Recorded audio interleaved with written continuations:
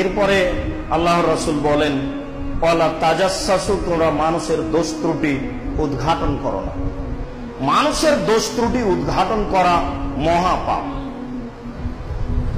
রাসূল সাল্লাল্লাহু আলাইহি ওয়াসাল্লাম মানুষের দোষ ত্রুটি ঢেকে রাখার চেষ্টা করেছেন এবং যারা চেষ্টা করে তাদের জন্য সরাসরি জান্নাত ঘোষণা করেছেন। তিনি বলেছেন, মান সাতারাল মুসলিমিনা সাতারাহুল্লাহু ফিদ দুনিয়া ওয়াল আখিরা। কেউ যদি কোনো মানুষের দোষ ত্রুটি ঢেকে রাখে তাহলে আল্লাহ তার দোষ ত্রুটি ইহকালও ঢাকবেন, পরকালও ঢাকবেন। আপনার যতই পাপ হোক, আপনার যদি এই অভ্যাস থাকে যে মানুষের দোষ নিয়ে আপনি বলা বলি করেন না, তাহলে আপনার সব দোষকে আল্লাহ বিচারের মাঠে ঢেকে দেবেন। বিনিময়ে আপনার জান্নাত হবে। পরকালে তো ঢেকে রাখবেন, ইহকালও রাখবেন। তিনি নিজে দোষ ত্রুটি ঢেকে রাখার প্রাণপণে চেষ্টা করতেন। এ ব্যাপারে আপনাদের সামনে একটি হাদিস অনুবাদ করি, তাতে আপনার মনে হবে যে এটা যেন বাস্তব ঘটছে এবং আপনি খুব কান লাগিয়ে শুনবেন। এটা আপনার জীবনে অনেক কল্যাণ টেনে নিয়ে আসবে। মাইজ আসলামী রাদিয়াল্লাহু তাআলা আনহু বলেন, আমি আল্লাহ রাসূলের নিকটে এসে বললাম, আল্লাহ রাসূল তাহেরনি, আমাকে পবিত্র করেন। তখন আল্লাহ রাসূল বললেন যে এই যে বাড়ি ফিরে যাও, আস্তাগফিরুল্লাহ, আল্লাহর নিকটে ক্ষমা চাও, অতুব ইলাইহি, তুমি তওবা করো, তোমার পাপ ক্ষমা হয়ে যাবে। লোকটি চলে গেল। একটু গিয়ে আবার ফিরে এসে বলছে, আল্লাহ রাসূল তাহেরনি, আমাকে পবিত্র করুন। তখন আল্লাহ রাসূল বললেন, তুমি বাড়ি ফিরে যাও, আল্লাহর নিকট ক্ষমা চাও, তুমি তওবা করো। লোকটি চলে গেল। কিছু পথ গিয়ে আবার ফিরে এসে বলছে, তাহিরনি ইয়া রাসূলুল্লাহ, হে আল্লাহ রাসূল, আপনি আমাকে পবিত্র করুন। তখন আল্লাহ রাসূল বললেন, ইরজে, তুমি বাড়ি ফিরে যাও, আস্তাগফিরুল্লাহ, আল্লাহর নিকটে ক্ষমা চাও, অতুব ইলাইহি, তুমি তার নিকটে তওবা করো। লোকটি চলে গেল। একটু গিয়ে আবার ফিরে এসে বলছে, আল্লাহ রাসূল, আমাকে পবিত্র করুন। তখন আল্লাহ রাসূল বলছেন, আবেহি জনন, লোকটি কি পাগল?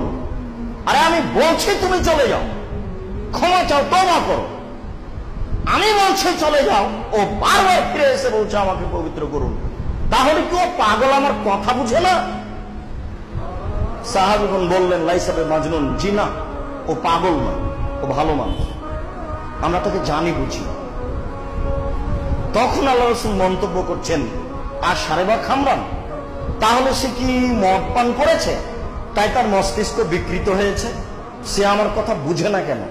ফাকামা রাজুলুন ফাস্তানকাহু, তখনই একটা লোক লাফ দিয়ে দাঁড়িয়ে তার মুখে নাক লাগিয়ে মুখটা সঙ্গে দেখে বলছেন, মা সারেবা খামরান, জি না, এ মদ পান করেনি,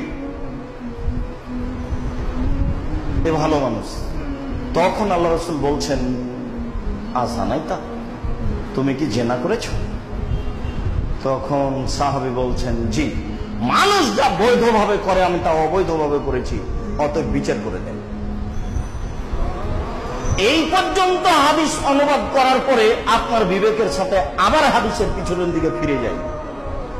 মরা পর্যন্ত এই হাদিস আপনাকে মনে রাখতে হবে জরুরি ভাবে, যে কোনো মূল্যে। হাদিসের বাকি অংশ থাক। এতক্ষণে আল্লাহ রাসূল বলছেন যে তুমি কি জেনা করেছ, এই কথা তিনি বললেন, তাহলে তিনি প্রথমেই বুঝতে পেরেছিলেন ঘটনা এরকম কিছু আছে। কই, তিনি তো বললেন না প্রথমে কেন পবিত্র করব, ঘটনা কি? প্রথমবার বললেন না, দ্বিতীয়বার বললেন না, তৃতীয়বার বললেন না, চতুর্থবার বললেন না। চতুর্থবারে ফিরে এসে না বলে বলছেন যে সে কি পাগল? এখনো তো আল্লাহ রাসূল বলতে পারেন যে ঘটনা কি। চতুর্থবারে না বলে বলছেন যে লোকটা কি মদ পান করেছে, তার মানে আল্লাহ রাসূল এখনো বলছেন যে আমি তোমার ঘটনাটি জানতে চাচ্ছি না, তুমি ফিরে যাও, তোমার কি হয়েছে এই বিষয়ে আমি তোমার কাছে জানতে চাইনি, আমি যা বলছি তা তুমি গ্রহণ করো। কিন্তু ব্যক্তি গ্রহণ করলেন না। শেষ পর্যন্ত যা হওয়ার তাই হলো, বিচার হলো। বিবাহিত ছিল। ঘটনা কি? মাইজুন মালিক গরিব মানুষ, একজন ধনী মানুষের বাড়িতে কাজ করত, তার নাম হোজ্জাল। হোজ্জালের স্ত্রীর সাথে মাইজুন মালিক অশ্লীল কাজে জড়িয়ে পড়ে। কথাটি মালিক জানতে পারেন। তখন হোজ্জাল তাকে বলেন, মাইজুন মালিক, ঘটনা যখন ঘটে গেছে, তুমি আল্লাহ রাসূলের কাছে যাও, গিয়ে বিষয়টি পেশ করো, দেখো তো তিনি কি বলেন। মালিকের পরামর্শে মাইজুন মালিক রাসূলের কাছে এসে কথা প্রকাশ করলেন। শেষ পর্যন্ত যা হওয়ার তাই হলো। আল্লাহ রাসূল প্রাণপণে চেষ্টা করলেন তার দোষ ঢেকে রাখার, কিন্তু তা শেষ পর্যন্ত হলো না। তার পীড়াপিড়ির কারণে বিচার হলোই। কোন একদিন আল্লাহ রাসূল রাস্তায় হাঁটছেন, আর হোজ্জাল রাস্তা দিয়ে আসছেন। মুখামুখি দেখা। অনেকদিন পরে মুখামুখি দেখা হলে আল্লাহ রাসূল বলছেন, হোজ্জাল, লাউ শাকারতা খাবারা মাইজুন মালিক বিসাবাত লাকুনতা খায়রান কাসীর। হোজ্জাল, তুমি যদি মাইজুন মালিকের বিষয়টি তোমার কাপড়ে ঢেকে রাখতে, তাহলে কত ভালো হতো। তোমাকে আমি কি দিয়ে বুঝাই, কত ভালো হতো এটা হিসাব করা যাবে না। ওখানে একটা ইসিম তাবজিব শব্দ ব্যবহার করা হয়েছে, যা সবাইকে বোঝানো যাবে না। কত ভালো হতো তাই হিসাব করা যাবে না, বেহিসাব ভালো হতো। তুমি যে কেন আমার কাছে পাঠালে? আমার কাছে কোনো কথা প্রকাশ হলে বিচার হয়, তবে আমি চেষ্টা করেছি, শেষ পর্যন্ত হয়নি। তুমি কেন পাঠালে? ওহ, তুমি যদি না পাঠিয়ে তার ঘটনাটা লুকিয়ে রাখতে, তাহলে যে কত ভালো হতো। কি দিয়ে আপনাকে আমি এ হাদিস বুঝাই? বাঙালিদের চাল চলনের সাথে, আচরণের সাথে এ হাদিসের কোনো মিলই নেই। বাঙালি এত নিম্ন শ্রেণীর প্রায় মানুষ, আজ থেকে 40 বছর পূর্বে কি হয়েছে সেটাও পেপার পত্রিকাতে বের করে বিচার করতে চায়। আর রাস্তাঘাটও তো আছেই।